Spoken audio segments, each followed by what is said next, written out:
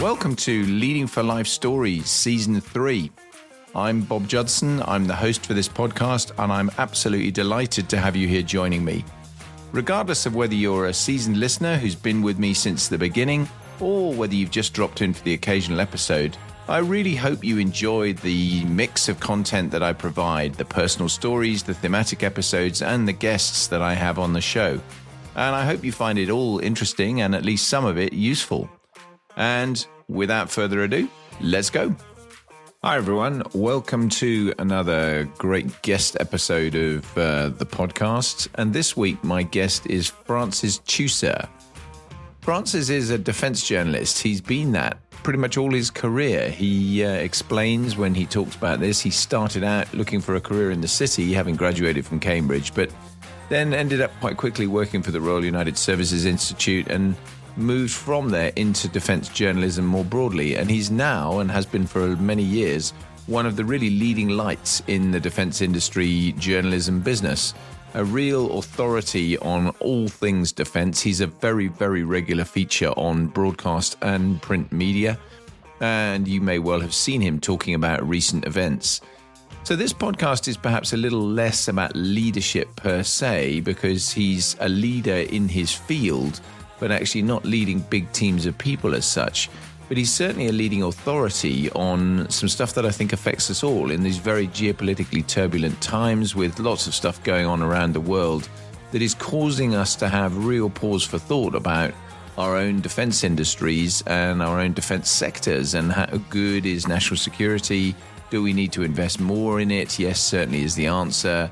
And that sort of thing. So we have a really good discussion about that, because obviously we've got a lot of common interest with my military background and Francis's own defense journalism background, but also he's served some reserve time as well, and he talks about that. So it's a fascinating conversation. I really hope you enjoy it. And without further ado, let's go.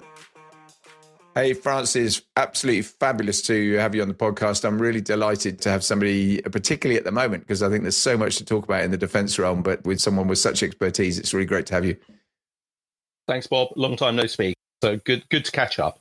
Yeah, indeed. No, absolutely. We've known each other a long while and talked about this sort of stuff plenty of times before. So I'm really interested to capture some of your thinking now. I mean, just to get us kicked off, you've had a fascinating career. You've got a fascinating family history as well, actually. Just for the benefit of our listeners, can you kind of give a bit of a précis of all of that and a summary of your journey so far? Yeah, it's I've certainly been in defense journalism 35 years now, or defense analysis, depending on what you want to call it. Left Cambridge 1986. I suppose surprisingly, and certainly the careers advisor thought it was weird, tried going to the city, did not get a single job offer or even interview out of about 48 applications. And at the time, the city was going like gangbusters. And so I literally, after a year's unemployment, ended up basically as the doorkeeper for RUSI, sitting on the front desk, graduated after a few weeks to actually doing research work, set up their Middle East project, basically set up their sort of UK defence study as well. And after about, I think it was 2.5 years, realised that these institutes, they have changed a little bit, but not much, just a little bit stodgy, and worked out I could actually earn a living out of journalism. So just literally handed in my notice and became freelance and did work for an American magazine, Armed Forces Journal, but then actually pre-Gulf War started doing television and radio. First interview was the night before the reflagged Kuwaiti tankers were to set sail from Kuwait. So that's 1988. And I remember doing Channel 4 News with Peter Sissons, and basically said, yep, they're going to use mines, they're going to blow them up. And when I left the studio, I was thinking, what the living hell have I just said? Actually, I couldn't remember 2/3 of the things I'd actually said. I was saying to the sort of floor manager, was that all right? Was that all right? And they were, yeah, fine. Which I thought, well, they're always going to say that. But since that first interview, God, if you take every single time on Sky during Gulf War and then into Afghanistan, I've done tens of thousands of television interviews and slots. So it's been quite busy. And then I suppose probably the most important one was setting up Defense Analysis, my newsletter in 1998. So we're now over 25 years in constant publication. And after this, I've actually got to go and send it out. And, built that up into a nice living. and it's enjoyable. It's enjoyable work, and luckily, it is still profitable. So those are the sort of main aspects of my journalistic life. Prior or alongside that, and in a limited way, I was in Cambridge Officer Training Corps, and then in several infantry battalions, territorial. Very much a Cold War warrior. But actually, I think that makes me, at the moment, quite qualified, because a lot of the certainties which everyone said, oh, God, that you won't see that sort of thing again. Well, going to Baltic states and Finland and places like that, you see home defence and concepts we've just not had in the UK since 1991, 92. These are the reality of the frontline states. And it's certainly something I take forward and have never regretted doing it's about 8 years. I'm not going to claim I am a military expert, because my expertise was, very specific and limited, but I learned lots from it, which I'm sure we can speak about at length. For sure. And I think we're going to talk quite a lot about that sort of stuff, because obviously that is so current. And as you say, we're recording this the day after Ukraine's incredibly audacious strikes on Russia with drones. It's the day, actually, and I really applaud you for coming on and talking to me, because it's the day the Strategic Defence Review comes out, which is obviously going to be a pretty busy day for you. So I'm very grateful for that. And I think it is interesting, because like you, I started out in the Cold War, and did all that stuff in Germany on the front line with, initially in nuclear QRA, when we obviously still had aeroplanes with atom bombs on them as well. And it is amazing how the wheel has turned. And I think lots and lots of people are very complacent, in lots of countries, actually, not just ours. And it's a real wake-up call what's now happening, for sure. So we'll definitely come back and talk more about that. Yeah. But just sticking with you just for the minute, you've sort of mentioned the applying for lots of jobs in the city, then ending up going to RUSI and doing the stuff there. Why media, though? What kind of took you there, and what was other early motivations that shaped that? Complete accident. Along with ending up at RUSI, it just was the start of the phase when broadcast organisations and newspapers were saying, oh, we need to get a talking head. And so it was really the start of that sort of era. And RUSI, like any of the institutions wanting to get more publicity, would say, right, you go and do it. And I suppose, luckily, I was just a bit more gobby than some of the other people at RUSI who were rather restrained and so forth. And famous last words, I was able to put often quite complicated things into succinct, understandable sound bites. And so it really did just steamroller. And so doing occasional interviews on Iran-Iraq war was the first one, so hence the tanker reflagging. But then the big start to this in terms of for the broadcast media was Gulf One. And in the lead up, I was doing a lot of ITN and Channel 4. And again, on August the 1st, 1990, and there'd been another sort of standoff between Iraqis and Kuwaitis. And I think it was Jon Snow at this stage basically said, so what's going to happen? And I said, and I remember actually sort of waking up at 2 o'clock the next morning screaming, thinking, what have I done? I said, look, the Iraqis moved 10,000 troops there and said, do this or else. And the Kuwaitis have gone, forget it. The Iraqis then moved another 10,000 and said, do this or else. And the Kuwaitis had told them where to go. They've now moved over 60,000 troops to the border and said, do this or whatever else. And the Kuwaitis said, no. And I said, well, there's only two things Saddam Hussein can do. He either backs down, in which case he looks an absolute idiot, or he invades. And I said, I think he will invade. And I, again, came off air going, oh, for God's sake. And when the phone call came through at 3 a.m. saying, Francis, they've invaded, my first words were, thank God for that. So in terms of the general media, at RUSI, you were writing reports and there's a monthly news brief and so forth. So that was the writing bit. And then, as I say, when I left RUSI to become freelance defence journalist, that just became what I did and sort of still do today.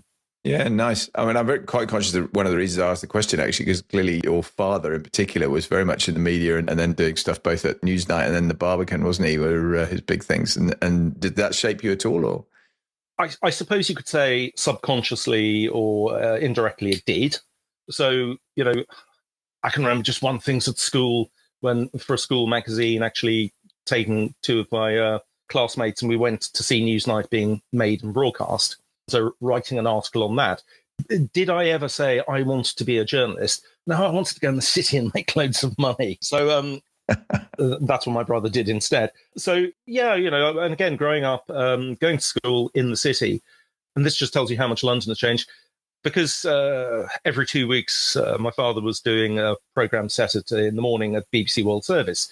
He would drive us into Bush House at the Aldwych, and we would have breakfast in the canteen there. Lovely canteen with food types from all around the world, and then would walk through the Temple to school. So, yes, I had been around journalism, you could say, but at no stage did my father say, I think you should become a journalist. Absolutely to the contrary. He didn't say, don't become one. But with both myself and my brother, it was, do what you want to do. If you want help, you want advice, of course we'll give it. But we're not going to. There was no imprint, if that's where you'd like to put it. Yeah, I literally drifted into it. The subconscious thing is fascinating, though, isn't it? I mean, my father, who sadly died when I was very young, he died when I was only 3, but he was a wartime Air Force pilot. And I've often thought, I wonder whether this almost is in the genes. You end up with your career being somewhat shaped by that, with what I ended up doing.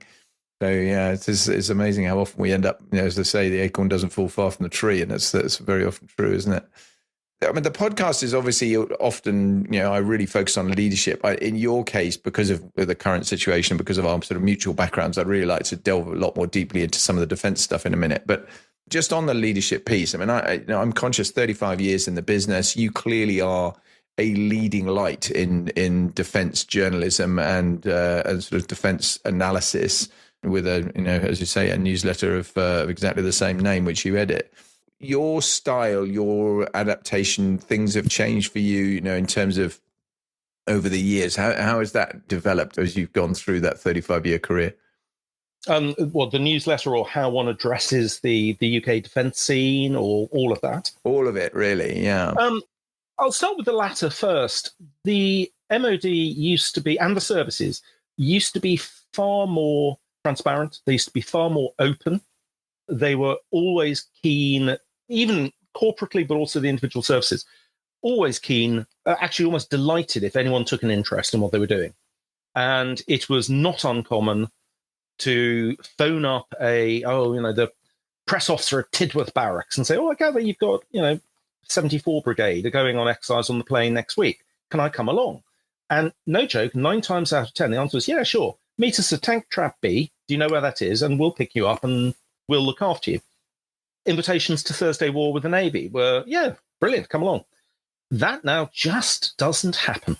And this has been the case, I would say it probably started kicking in mid-2000s. Just people started becoming corporately unwilling to go out of their way to have the media around at all.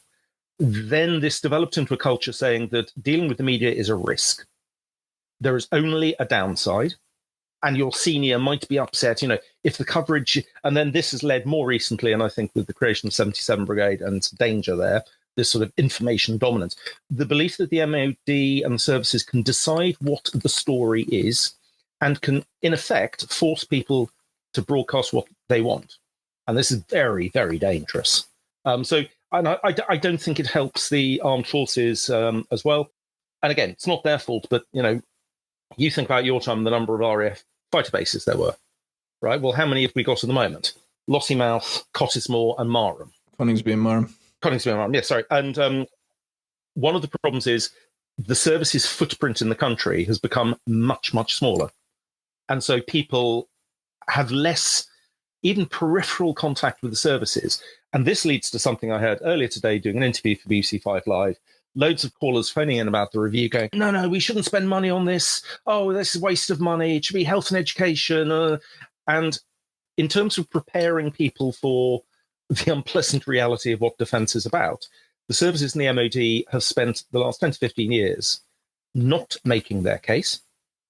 And therefore, this means selling what defence is, does, and should be has become far more difficult.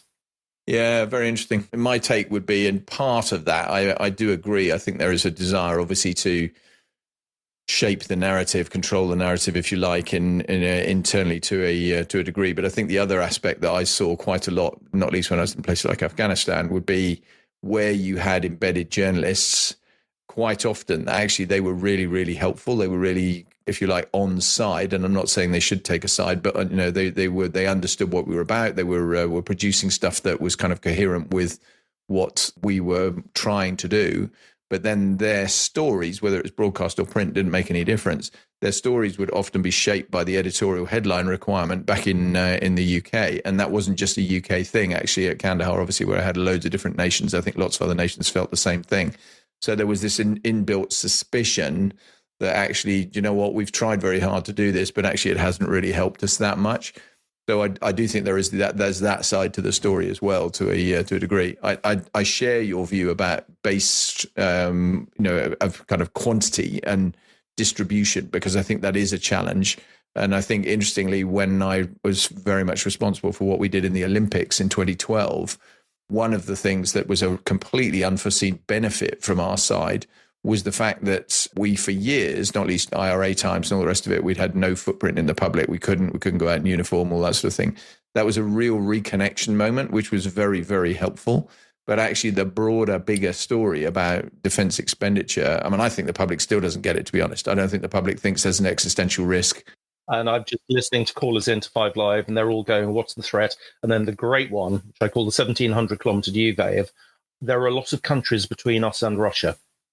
Yeah. In other words, and I call it 1,700-kilometer duvet. To get to us, even from Kaliningrad, Russians have to, and when I say go through, I could just be firing ballistic missiles, go through Poland, Germany, Denmark, Netherlands, and then the North Sea. And this is the duvet, which we are snuggled down in.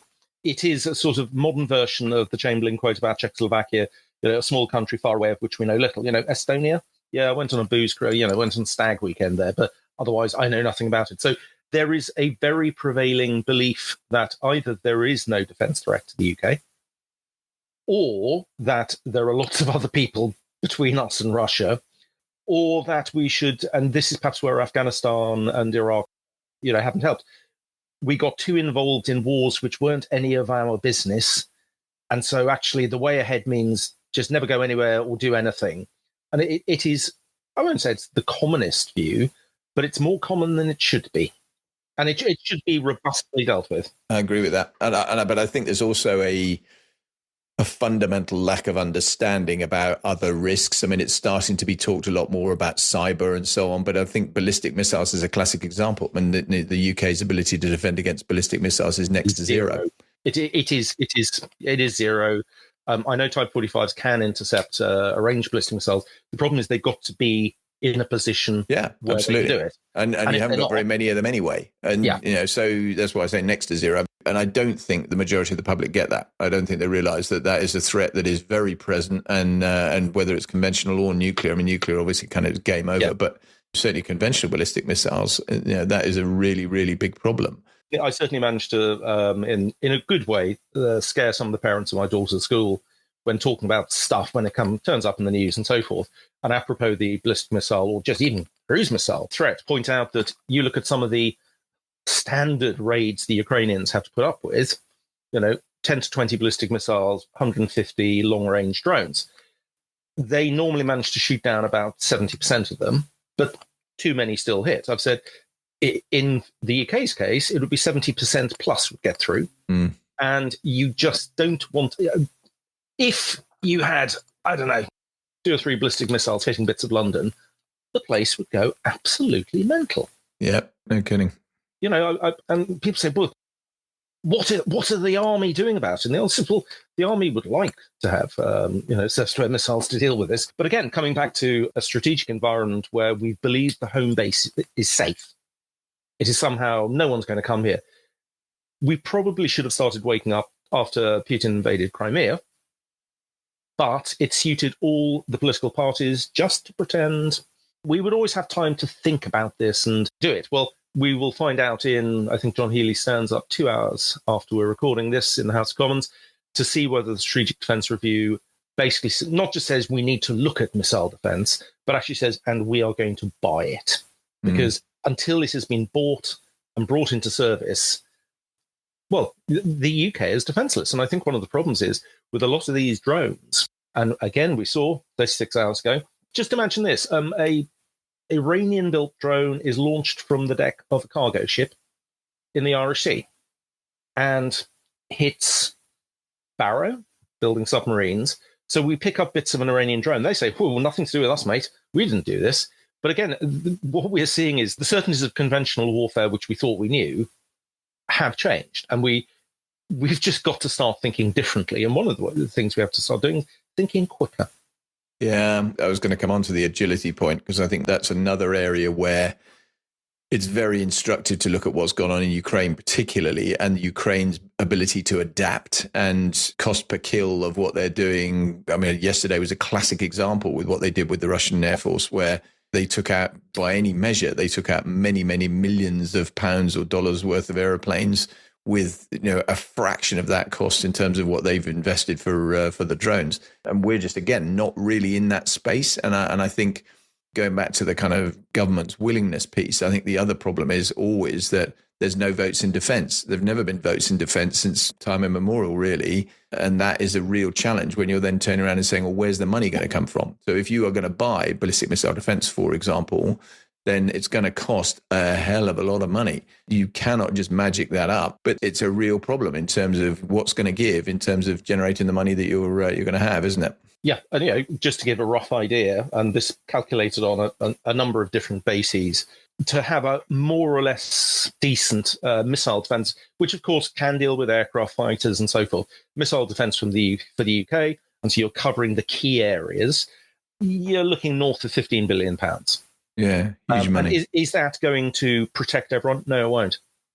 But someone has to make a decision that, for the sake of argument, Machynlleth in Wales, it's not strategic to the UK and you will not give it defence. But these are the sort of sums of money we're looking at. You do not get a half-decent ballistic missile defence system by cutting corners.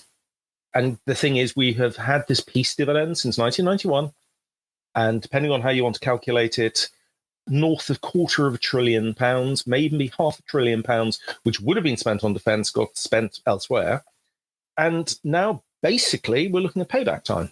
It's politically, and again, it's going to be very interesting in seeing how the SDR is spun, but telling people, ideally, it'd be guns and butter, but actually, we are probably going to have to eat a little bit less butter to go on the guns bit. And that is going to be a really interesting sell.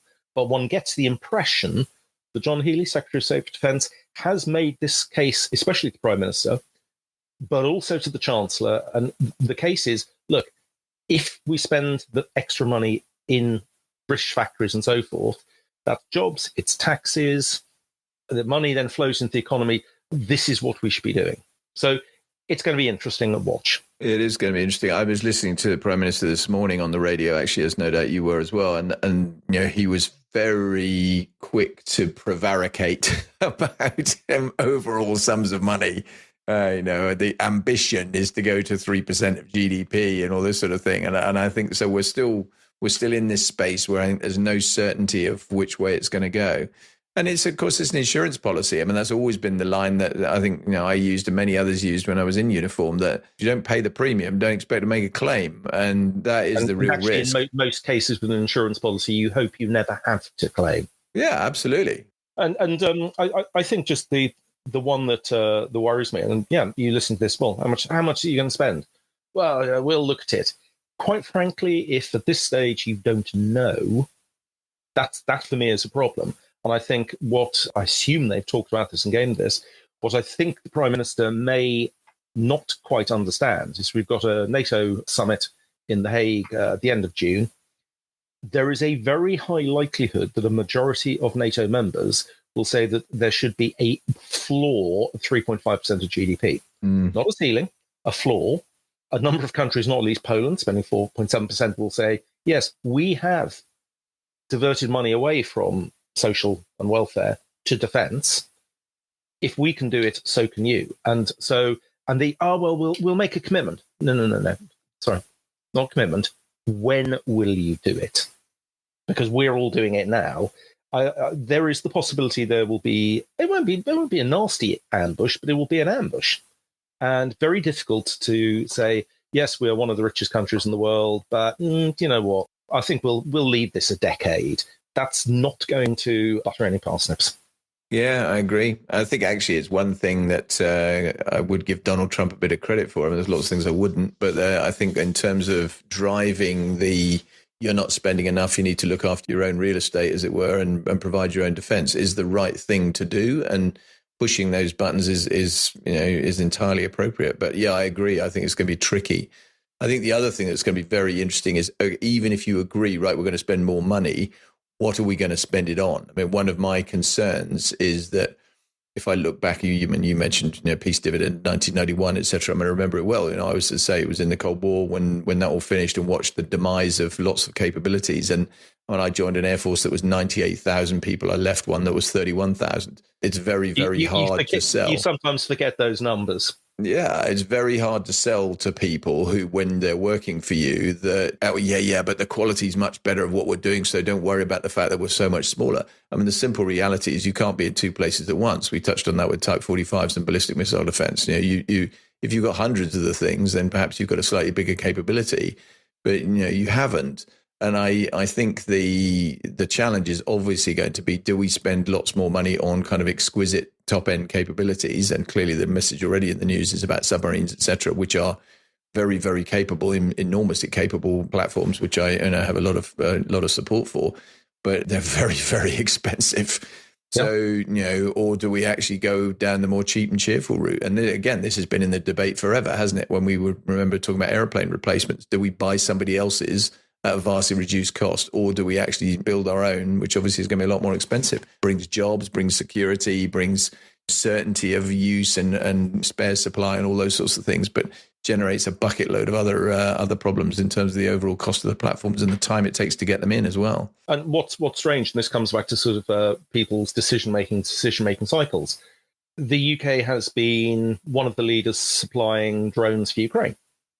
And some of them being procured from European facilities, some from American, and some from British factories. I heard a tale, and this is at the London Defence Forum 2 or 3 weeks back. There was a Ukrainian stand highlighting some of their command and control and drone capabilities, and spoke with a Ukrainian officer there about one of the most recent drones procured for Ukraine using a British Army rapid prototyping procurement strategy. And they received these and said, they're really good, performed excellently on battlefield, and so forth. And he said he'd come back to the UK to speak with his opposite number and said, so here's all our combat experience with this drone. Are you going to buy any? And the one-star British Army one-star said, no, the drone doesn't meet our requirements. And the Ukrainians going, sorry, how does it not meet your requirements? We have now tested it for real in combat, in a contested environment, electromagnetic contest, the whole lot, and it works. And you're saying it doesn't meet your requirement. And he was not hurt, but he said, very much scratching his head about, well, what would be the British Army's requirement? And we do see, 2 years ago at the DSEI Defence Show, Tony Radakin, who was, I think it was his first appearance as Chief of Defence Staff, had a keynote on the last day and asked, and of course we were 6 months into the Ukraine war, and asked about his first takeaways. One of the ones was speed of innovation. And he said what he really wanted to see, and he said, look, it'd just be a start, would be a Royal Artillery suicide drone unit. Get it up and running and just play. Well, here we are 2 years later, and no such thing exists. And wonder how you put the piece of the jigsaw together. We're able to implement rapid procurement for Ukraine. We're able to do rapid procurement of drones for Ukraine. We're able to take different subsystems and integrate them to Ukraine. People in the Baltic states have set up FPV drone units. The Ukrainians obviously have them. The French are setting theirs up as well. What's the problem in the UK? There is something, I don't know, in the air in main building or in the service commands. And as you said, compared to a submarine, how difficult would it be to take a Royal Artillery unit, which won't have any guns at the moment, because they don't, so they're not doing much, and just buy them, buy 3 different types of drone, a 10-kilometer, a 50 and 100, and say, go away and play. I doubt it would even cost you 10 million quid. Yeah, no, I do agree with you. I think there's another piece of this puzzle that we haven't talked about much about, and that's the industry side. I mean, I think if I look back to my own time, I've spent a bit of time in operational requirements and the like as well, but not too much. Fortunately, I was very happy to stay away from that world most of my life. But I think the where I was involved in it, and I was particularly involved in the Jaguar upgrade many years ago, which we really broke. Yeah, it was a really successful program, and we broke the mold, I think, in terms of what we did. You know, and I remember that some of the big players at the time were very upset that we were sort of lead turning things, you know, very quickly, because we were just buying stuff that was proven, worked, and implementing it in a way that the design authorities and the big manufacturers were really not happy about at all. And that is part of the problem, I think, that, you know, you get told by big industry, no, that's not what you need. We need to do this, this, and this, and we need to, you know, augment this in this particular way, which is great, except it comes with a price tag and a time delay, and that's very, very unhelpful. And I think we've got to find a better way, in my judgment, of making that model work. And some of it's commercial. I mean, I remember when I was running the Typhoon program and was station commander at Coningsby, I had a senior guy from BAE Systems came down to see me because it was a sort of customer voice discussion that they did at the time. And he was really interested in terms of what our experience was. And I said, look, operator to operator, I think is always great. I don't think we have any difficulty at all in terms of explaining what we want, talking to the right people about what's possible and everything else. The reality is, the moment you actually get into the commercial arguments, both sides, on the MOD side, who are not particularly brilliant, never have been at writing contracts that stand the test of time and survive contact with manufacturing.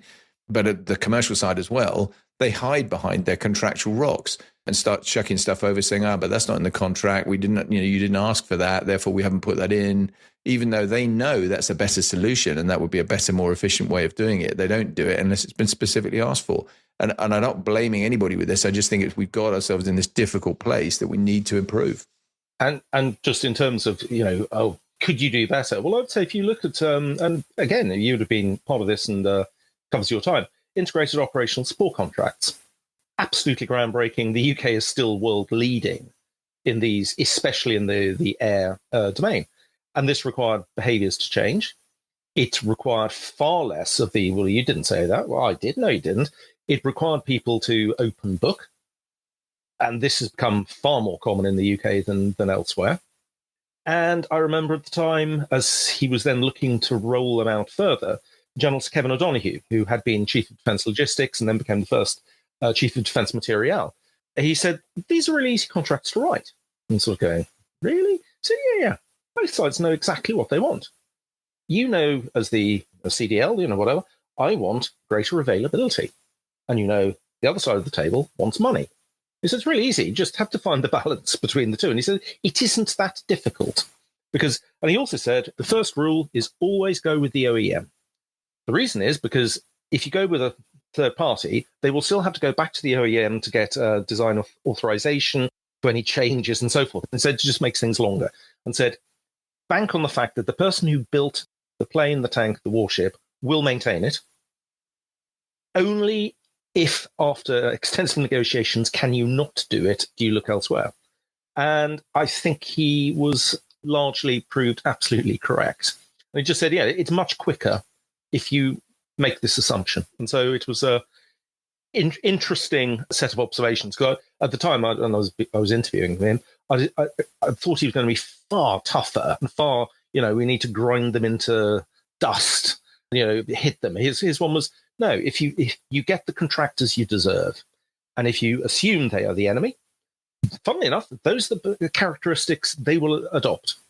Whereas if you do try and say we're all part of the same team, initially there will be a lot of standoff behavior and people going, really? But actually, after a while, you look at some things which, I'm sure you must have seen in Afghanistan, just rapid reprogramming of electronic warfare protection systems for Tornado being done overnight. And a lot of stuff being done very much off contract, because actually reputationally it was in Leonardo and BAE Systems' interest to do it, because if it turned out an aircraft was lost because they were saying, well, I'm sorry, mate, not here in black and white, the reputational damage would be significant. So, yeah, it's I think compared to certainly 30 years ago, things are better, but please note it's comparative, it's not absolute. Is it perfect? No. And I'll use a phrase I hate. Is this thing on a journey where people are gradually getting better? Yes. Are there still entrenched views on both sides? Absolutely.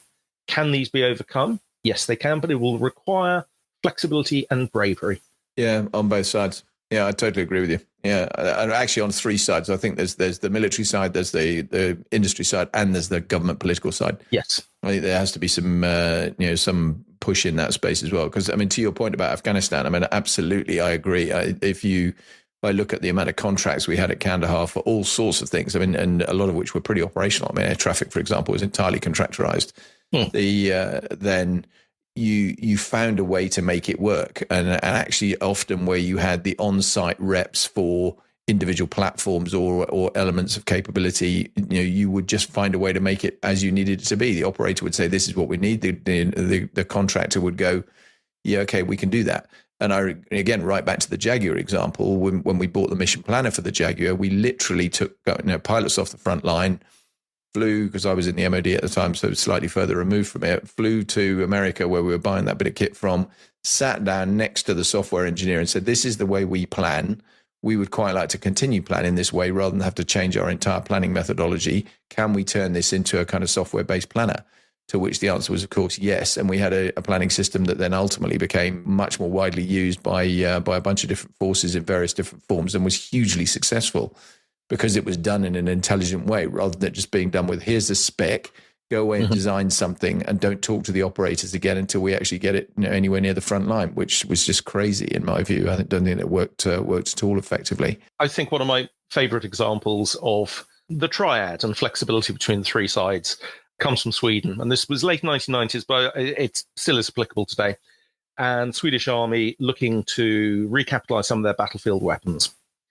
And so they formed a team. And they had the head guy from what was then Bofors missiles. So there was this person. They then got the guy from FMV, the procurement agency, who was the expert in this type of weapons and the commercial side. And then they got the Army expert on this. It was the same man. He happened to be a reservist working for Bofors, and his reserve duty was with FMV.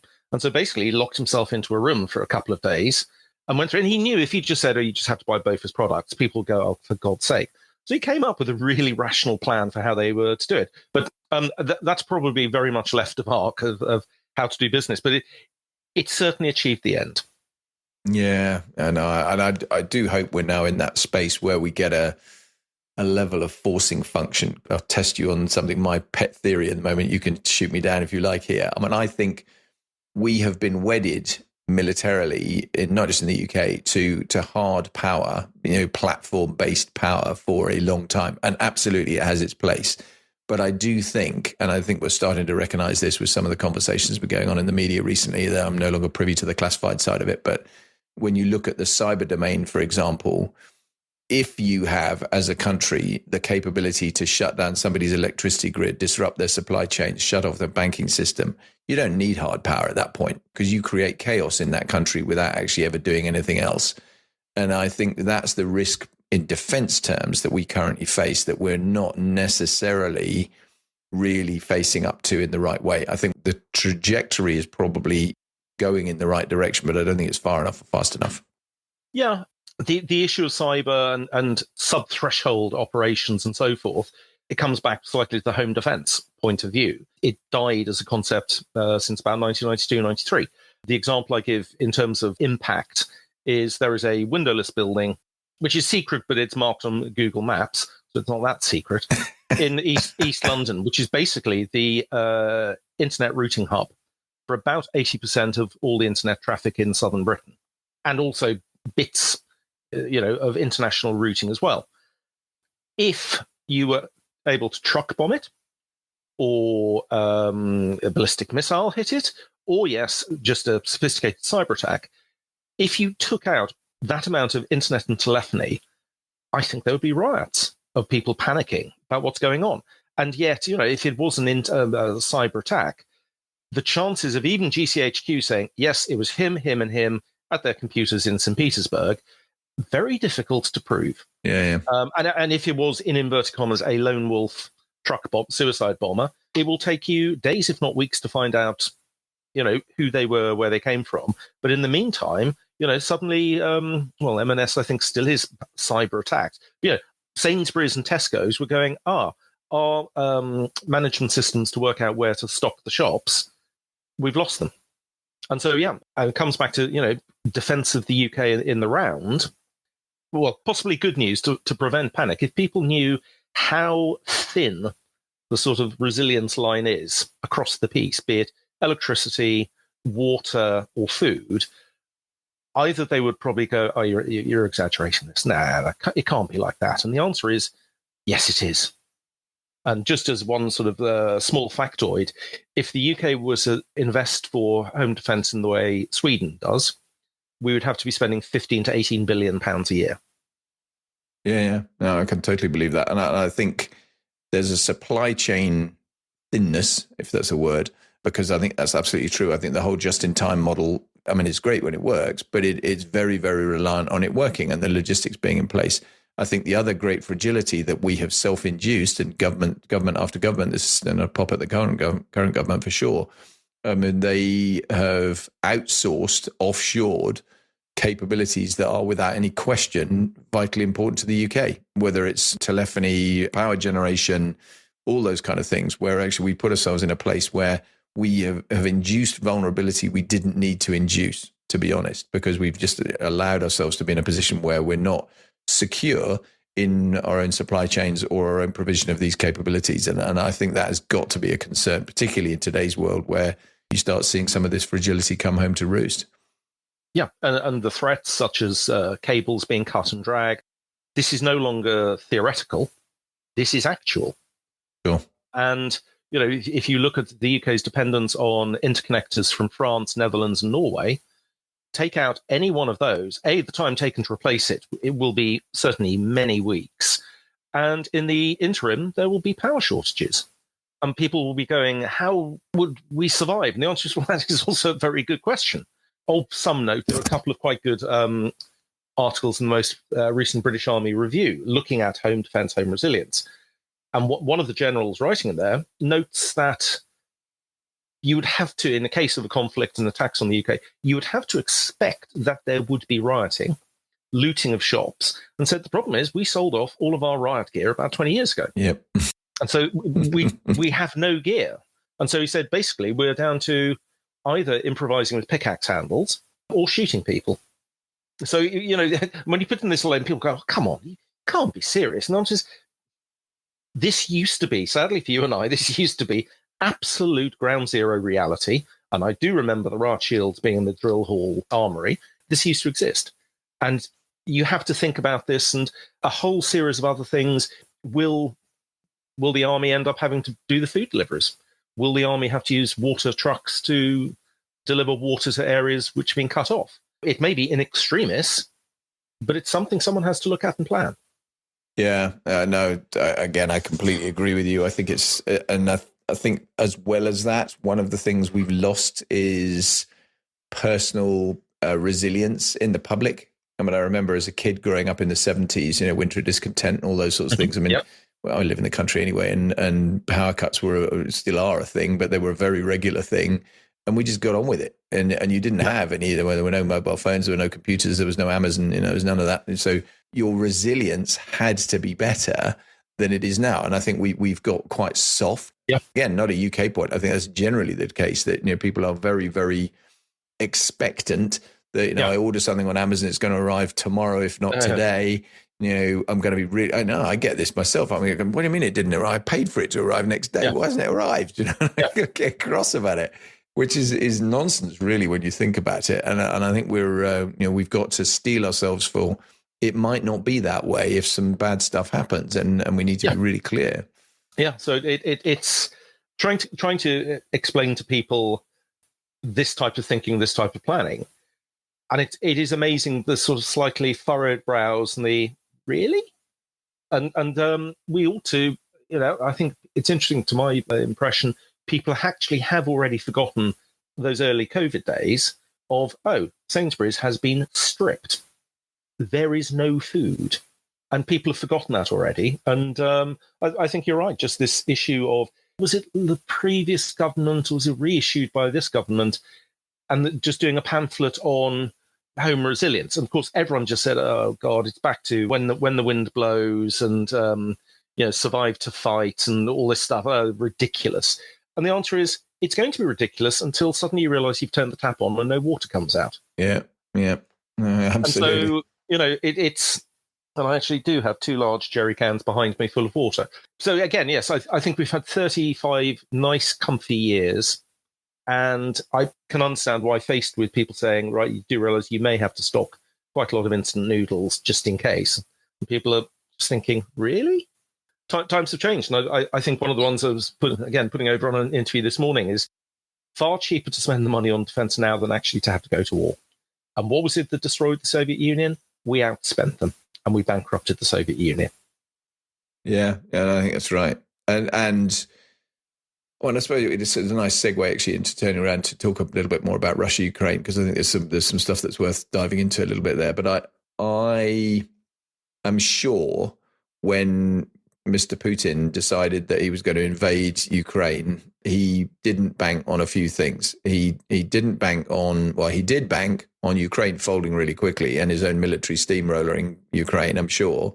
He certainly didn't bank on the West becoming as unified as it has done, albeit recent things with Trump in the White House, et cetera, has changed that a little bit. But there's still quite a lot of support generally for Ukraine, and he certainly didn't bank on NATO getting bigger with 2 other countries joining it, one of which has got a 1,200 kilometer border with Russia, and that clearly has changed the calculus. But I think the other thing that's changed the calculus a little bit is Russia's military performing so poorly.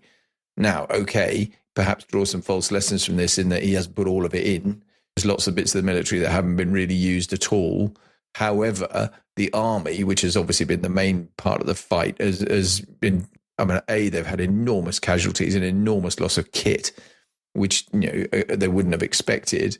And where they have been doing stuff, they generally haven't delivered. So I think in threat terms, one of the reasons for being a little bit more comfortable about some of this is that I actually don't think, even despite the paucity of resources and so on that a lot of Western NATO countries have got, it's as big a threat as it might have been if they had steamrolled Ukraine. I think that would have been a much bigger concern for all of us. But what's your take? Go back over a number of things. I think almost because it went against everything I'd grown up with, is those huge Russian columns halted outside Kyiv, and it turned out they had no infantry with them. And you grew, almost in the 70s, grew up with film footage of T-34s with the troops on the back and then jumping off at the last minute to, provide anti-Panzerfaust defense. And so, the Russians spent the Great Patriotic War doing combined arms operations. And for some reason in Ukraine, they stopped. And, fast forward from World War II to, say, being in Grozny. Yeah, initially they didn't do combined arms, but learned painfully they had to. But speaking to your wider point, although their strategic bomber force is now 40% smaller than it was a week ago, looking at the sort of threat, has the Russian Air Force been destroyed? No. And then cranking out aircraft from factories quite quickly. And more importantly, from a UK point of view, their fleet has been growing, especially their submarine fleet. And that is of very direct relevance and importance to the UK. And so, were there to be a ceasefire in Ukraine tomorrow, let's put it this way, more European countries rather than fewer say that they could probably reconstitute even their army in 2 to 3 years. And one would have to expect, in the short term at least, that they would be learning the lesson that they've been learning painfully. And speaking to your question of personal resilience, although all the deaths were, of course, tragic, what did the UK lose in Afghanistan? 456 or something, I think was the final figure. There's been 2 studies done. They are classified, but got leaked to me. Basically, what might happen if Russians come over the border in Estonia? What would happen to the British Army battle group there? And the conclusion is, unless it was a complete cocked up thing, said you'd have to expect that communications to the battle group would be lost within 30 minutes due to either kinetic or electromagnetic reasons. And the first news we would get of its fate would be probably Russian film footage on the news of either captured troops or the bodies of soldiers lying by the roadside. And the issue of how the country, and actually how the forces would react to casualties on a level we've not seen since Korea, Not even the Falklands, though that was the closest I think we've had. But let's be honest, the Falklands is now, 43 years ago? Yeah, it is. The issue of the resilience of the forces, that being in an intensity of fighting, being under fire. One of the things I think we see from Ukraine, which I will be interested to see how it's being dealt with. Luckily, over Afghanistan and over Iraq and then over Syria with Al-Qaeda, there have not been any real existential threats. Loss rates have been, as your Reaper, loss rates have been non-existent. Are we used to the idea that we might be in a situation where in the first week of fighting, out of a Typhoon force of 100, we might lose 25 of them? There have certainly been French Air Force studies on this, and they've just noted they'd run out of missiles in the first 10 days. Yeah, and I think the other related point to that is we used to buy attrition buys of airplanes on the basis we're going to lose them in peacetime, we're going to lose them in wartime, and therefore we had more in the kind of locker, and we stopped doing that years ago. And so, we've got what we've got, and obviously the numbers are pretty small anyway, and that goes back to my point about exquisite capability. Yes. So I think that's a really big risk that you've got. I mean, take it to the Navy. If you lost you lost a carrier, we've almost got ourselves in a position where these ships are now too valuable to consider losing. So, that's going to shape your strategy in terms of the way you're actually going to employ them, because you would be petrified about that actually happening. This type of issue, sadly, all too often ends up in a slanging mash of sort of, you're telling people to man up and, toughen up, and that's not very helpful. But the answer is, yeah, fine, it is not, that wouldn't be helpful. However, realizing that we might just have to think about things differently and understand that, just look at the appalling scale of casualties on both sides in Ukraine. Well, that would never happen to us. Well, it might. Yeah, if you end up in a full state-on-state conflict, it might. Absolutely. Yeah. And I think you're right. I don't think we're remotely ready for that. If I, again, going back to my time in Afghanistan, I was very clear that running Kandahar, we couldn't win the war from there, but we could certainly lose it, in my view, from a UK point of view. If we'd had a TriStar shot down full of people and basically doubled the casualty count in one stroke almost at that stage of the war, then that would have been catastrophic for UK will and everything else. So we were really, really clear that was vitally important. And those, God forbid we go back to the sort of casualty count you were facing in the First World War and things, but which is really unimaginably daft. I think that every time I go and visit a First World War battlefield, I look at what we threw away there in terms of lives for what in most instances. Yeah. But I do think that we have become quite, I suppose, we've luxuriated in very, very low casualty counts. I see that even in the Air Force, actually. From an internal point of view, where when I was going through flying training, we lost people pretty regularly just in flying accidents. And I went to lots of funerals for quite a few years of the first part of my career. We have got better and safer, and we lose airplanes occasionally, but we rarely lose the pilots. When you see the pilots get killed, then it sends real shockwaves through even the internal structure. And I think that's just a kind of public comfort level thing that would be difficult to get back to for sure if we were in some full-on kind of fight for our lives kind of conflict. But I do think that's also why Ukraine has done as well as it has, because they feel that it is an existential threat. They're in a fight for their life, and therefore it's now a war of national survival, which changes the game, of course. It's going to, isn't it? It's going to change the calculation entirely in terms of who does what. No, completely. And luckily, most of the Ukrainians believe it is a fight they have to fight. Sure, there are people who've hopped over the border and all this stuff, but most of the Ukrainians have said this is, as you said, existential. And again, I can't remember how many weeks ago it was. There was another opinion poll in the UK, and I think it was something like 41% of 16 to 24-year-olds said that, A, they wouldn't fight for Britain, and that they didn't think it was worth fighting for as a country. And, well, it just sort of reminds me of the Oxford Union. Just in 1937, this house would not die for king and country. And, well, 2 years later, I suspect most of them were in khaki or various shades of blue, doing exactly what they had voted not to do. So, and again, you can very quickly and easily, oh, come on, you're exaggerating this type of thing. It's not a problem. It's never going to happen. And I think the problem is that type of view across Europe actually emboldened President Putin to go into Ukraine. Mm. They are not going to do anything. Okay, Ukraine isn't part of NATO, but what are the political downsides of invading Ukraine? Well, I've got people reading the newspapers in France, Britain, Germany, Italy, and they are all saying Ukraine ain't part of NATO, ain't part of the EU. It is its own country. That means I can go in and if I take it, I will be able to install my puppet government. And it's fine. They'll put sanctions on for 6 months. But the Germans need my gas. So 6 months later, when the German industry is saying we're now on our knees, they will then want to buy gas again. So the being prepared for, as you said, insurance policy. Anyone with an insurance policy actually hopes they never have to claim it. Defense is the insurance policy. We've been able to take, in one of those awful phrases, take risk.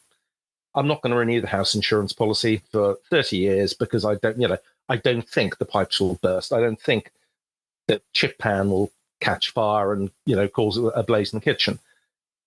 And yes, politically now trying to explain to people we have to expand the insurance policy.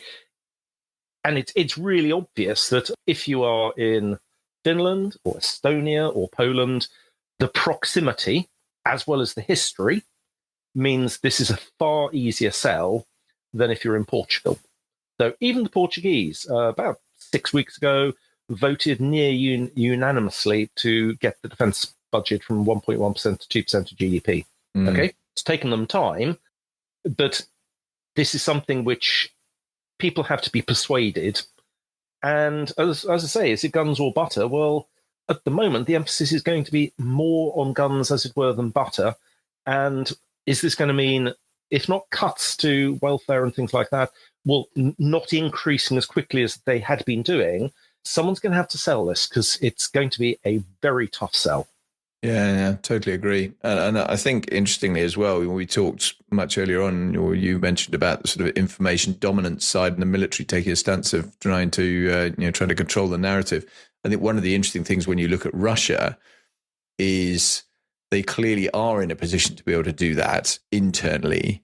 And that is why, at least in part, they've been able to sustain such catastrophic casualty numbers. I mean, by any measure, it's about 1 million men, and I think probably are all men, that have been either killed or wounded. A lot of them killed, plus God knows how much in terms of value and quantity of actual material, which is unimaginable. I mean, if that was to happen to us, there's on a tiny fraction of that, would be in a position where we're no, we're not tolerating that anymore. Thanks very much. So I think that's really game changing, isn't it? No, completely. So it's a very different world, and it's becoming. I would say it is becoming more dangerous in the short medium term. China for the UK. Militarily, the UK can do very, very little about it. Yes, I know Prince of Wales, HMS Prince of Wales, will be through into the Indo-Pacific and will almost certainly do some form of passage operations in the South China Sea, but then we'll come home. And so, to put it mildly, it will be a very passing event. Yeah, flag waving exercise, really, isn't it? Yeah, flag waving. When people, if there's one thing I hope doesn't come out in the defence review, I seriously hope it does not say that the UK is a global power, that the UK can be a leader in all the capability areas. The latter has not been true since nearly forever. Our ability to project and sustain defence capabilities overseas to the Indo-Pacific region or similar, it's not being defeatist to say we can't do this. It's realistic. If anyone has allowed the phrase Indo-Pacific tilt in there, they should receive a hiding. Because, and I would say one of the problems for UK defence over the past, whether you want to call it 20, 30 years, well, actually, interestingly, I would say during my limited time in uniform in the 80s and early 90s, I don't think anyone did believe the UK was a global power. No, I agree. Perhaps we were, well, I don't think we were over-focused on the Cold War because that was an existential threat. We were properly focused on Warsaw Pact and the Soviet Union. So it's strange it's the 90s in the aftermath of, well, of course, Kosovo and Bosnia was still nice European, still wear woodland green fatigues. But then I think sort of Iraq made us think, for whatever reason, that the UK was a global player. And I would say the problem is, to be that global player requires certain capabilities, certain organisation, and certain spending, which I don't think was ever provided. Yeah. You know, strangely, we're actually even today seeing that the US can't do or can't plan and organise for two regional conflicts, one in Europe and one in the Pacific. You know, by the way, there was a specific policy in the 1990s for this, the US, and it collapsed because they realised they couldn't do it. And I think sometimes there is a belief the US can do anything, and when you actually point out that they are pulling stuff out of Europe and saying they want to move stuff to the Pacific region, so can Europe start looking after its own defence? A lot of people aren't actually understanding what this means. And as I say, if even the United States, with potentially a $1 trillion defense budget, can't do this, we should start asking ourselves a few serious questions. And I think this attempt to try to be this global player with the full range, full dominant capabilities has actually harmed British defense. Yeah, I agree with that. I'll come back to the US in just a second on a different point, but I do remember when I was in the Pentagon doing the Chief of Defense Staff's liaison officer job in 2011 when Libya was all in the news, obviously. And on the first night of the Libyan campaign, when the Americans basically said they're going to lead from behind and they wanted to push NATO out the front, but they were going to kick the door in and do some enabling capability.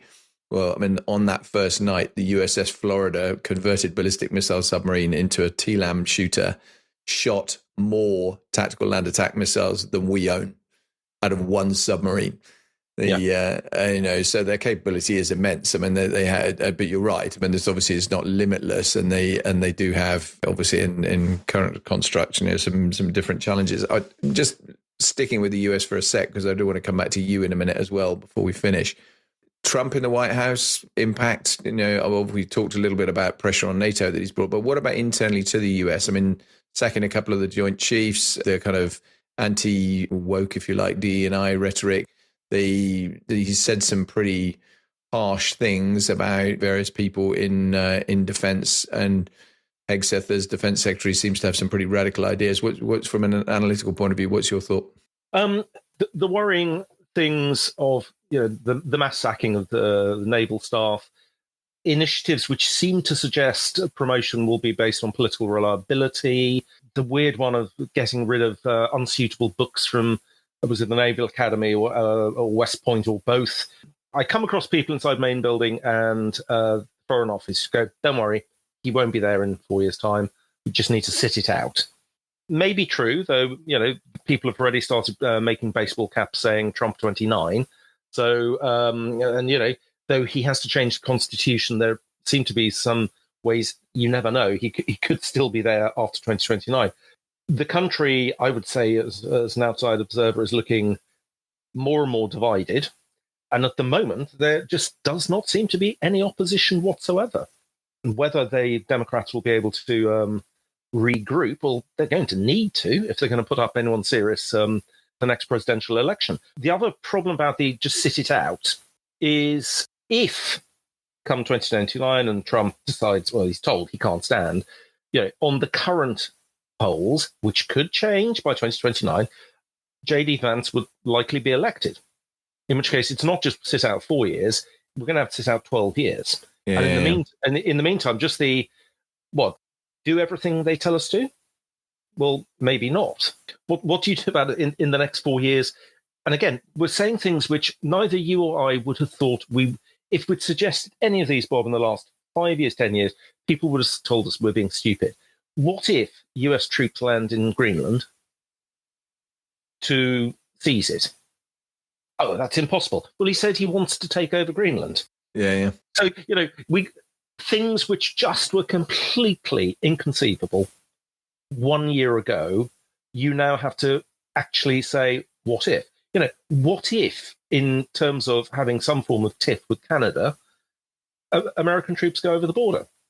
Again, a year ago, you said, oh, for God's sake, don't be ridiculous. But he has said he wants Canada to be absorbed into the United States. And the problem is, in a lot of things, he's just saying that. A lot of cases, when President Trump says something, he actually ends up doing it. And so we're in this weird situation where the next 4 years, in the early days after his inauguration, it felt like a roller coaster. You just didn't know what he was going to be putting on his social media feeds. It was, what's he going to say this morning? What's he going to wake up and do? I imagine his comms people must have a nightmare actually with that. Yeah. Because luckily it's 2028, not 2029, isn't it? Is the next election. Well, yeah. But it is. But you're right. I mean, I've actually got an American friend who sent me a picture of a Trump hat saying 2028 on it. But interestingly, she then said to me, "Yeah, but it doesn't say which Trump," which also plays into your point. And I think to your point about weird stuff happening, the other area that would really generate some tension is if you have some kind of conflict between NATO allies. I mean, that's previously unimaginable. Yeah. So that would be, what on earth do you do now? Yeah. Yes. How do you address that? But it's really difficult. The realities which have been the case for ever since NATO formed, the way I put it is certainty is digital. It's 1 or 0. So 5 years ago, I'm writing defense strategy.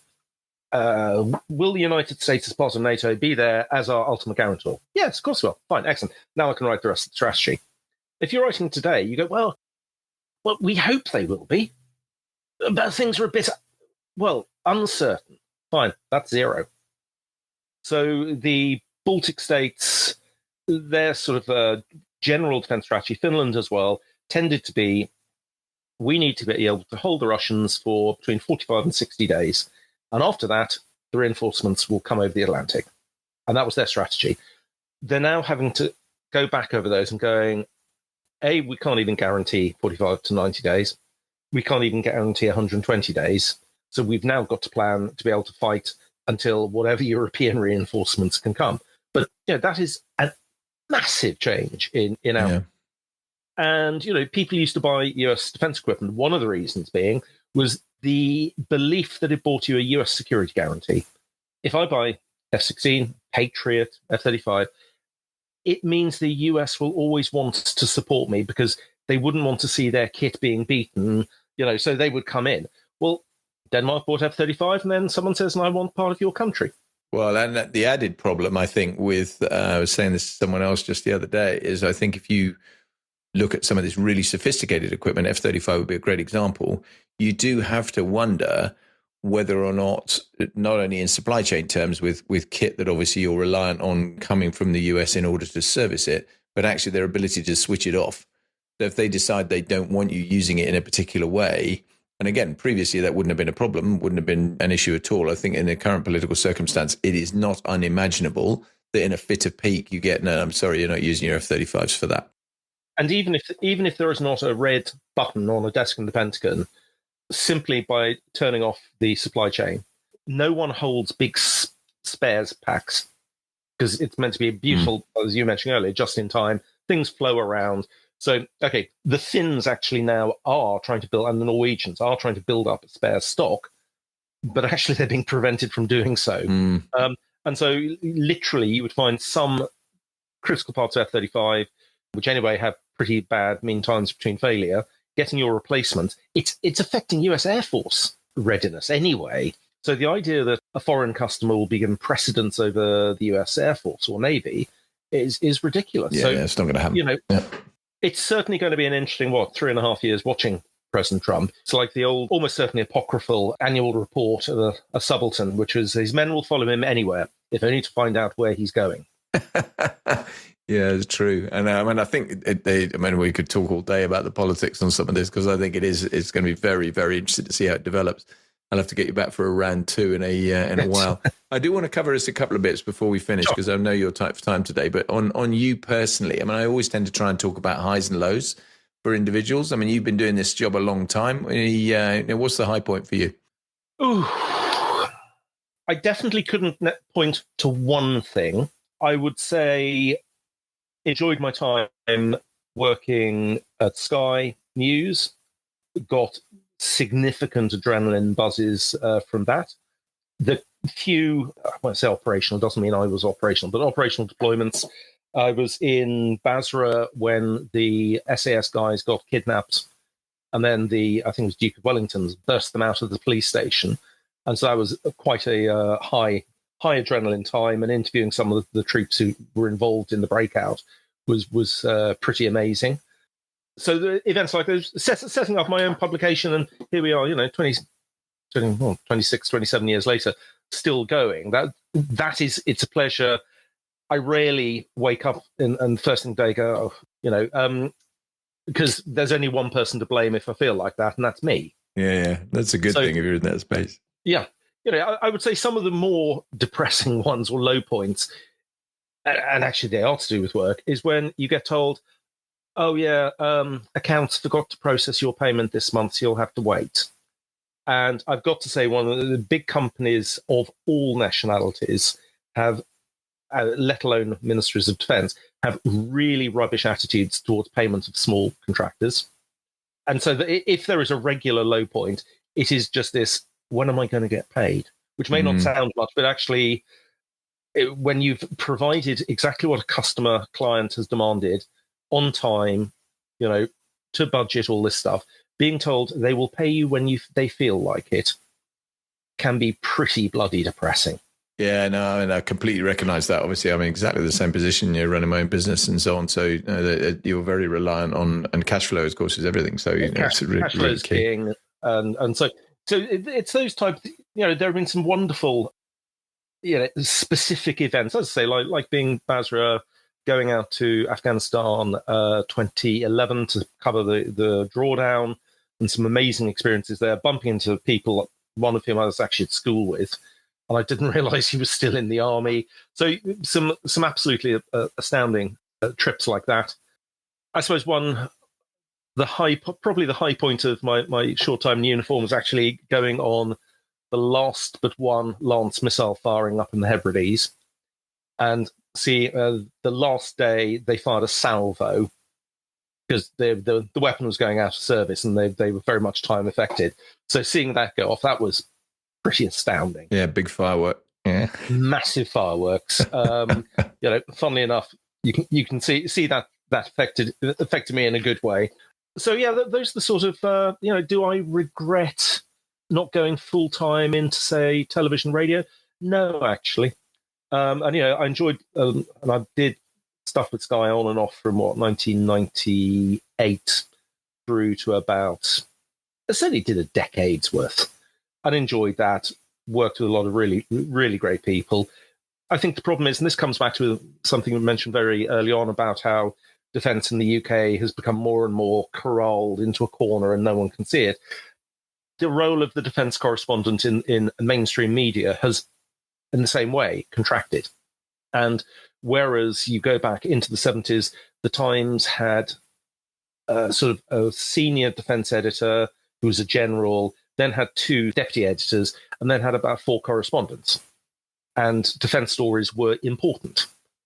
Today you have Larissa Brown, who does a brilliant job, but even she would admit sometimes trying to sell important stories, and I know it's not just her, sell stories that are actually important. And the desk, the editor's going, nah, boring. Anyway, we've got something on primary school free meals. And so I'm happier where I am, and, in certain respects able to influence in a way that if I was working at the BBC, again, there used to be a whole team at the BBC doing defence, and now you're down to like one person. Mm-hmm. So the mainstream media and defence, and this is supply and demand. If there was more supply from the MOD and the services, I think there would be more on BBC, ITN, Sky, whatever. So yeah, I'm happy where I am. The path along the way. Famous last words. I can't think of any specific forks in the road where I wish I'd gone that way. To the contrary, I'm pretty happy with the path I'm on. And so there are, I say, I don't regret not going into, the mainstream media. I think I've had a far better time, far more enjoyable time being able to dip in and out and able to decide the tempo of my life. And especially with coming to being a father late in life, that has been quite important for the last, coming up 10 years, but the ability to juggle. Whereas if I'd been in full-time employee, I would have spent, far less time. So, for example, it's one of my daughter's class trips on Wednesday. I'll be going on that and have gone on most of them. So I've been lucky I've been able to balance those aspects of my life with work. They're often an inset, dreaded inset day to day. Luckily, they're able of an age to look after themselves and they've got friends over. But even so, I will be seeing them. So that has been good, and that has been made possible by being my own boss. Indeed, and working from home and all that sort of thing as well. It's a definite plus. The very last question, Francis. Yeah. What's the most? You've asked a lot of questions in your life of lots of different people at very senior levels. What's the most difficult question you've ever been asked? Probably at the birth of my eldest. Are you ready for this? to which the answer was absolutely not. In terms of in profession, it probably would have been, as I say, on August 1st, 1990, what happens next? Because the honest answer was, I haven't got a clue. But of course, that's not why you're in a studio.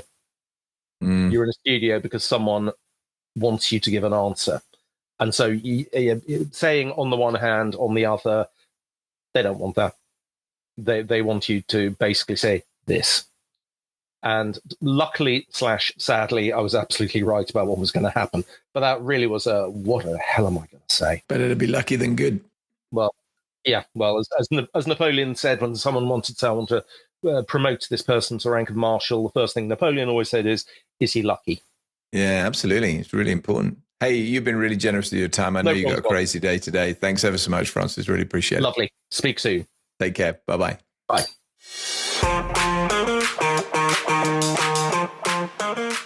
I really hope you've enjoyed this edition with Francis Tusa. It's a little different to the normal episodes that I produce with guests, but so relevant given the circumstances that we're all facing at the moment, with a lot of geopolitical tension around the world and some really big challenges that are looming ahead of us. If you have enjoyed it and you like what was in it, please share it. Please like it, comment, share it widely, get your friends to listen to it, broaden the appeal of the podcast more generally. And if you find this stuff really valuable and you're getting genuine value from it yourself, please consider actually supporting the podcast financially. You can do that either by going to the Support the Show link in your podcast platform, which will be there in the notes, or going to www.patreon.com/leading4life. And you'll find the option there to become either a supporter, a champion, or a patron of the show.